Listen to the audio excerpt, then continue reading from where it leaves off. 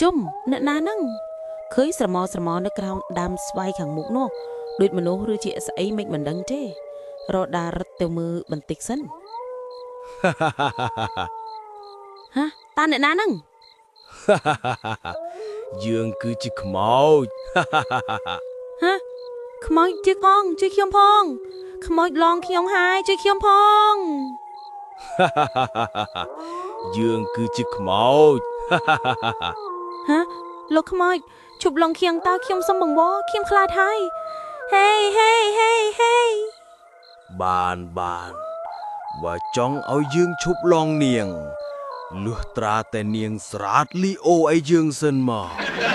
យើងនឹងឈប់ឡងនាងហើយ ព្រះអើយលោកខ្មោចឲ្យយើងស្រាត់លីអូឲ្យឯងយ៉ាងម៉េចទៅបើយើងមិនបានស្លៀកលីអូមកផងនឹងដោះលែងយើងទៅអាខ្មោចចង្រៃឯងខ្លាចហើយពិតជាចង្រៃមែនចេញឡងលើកទី1សូយអត់បានលី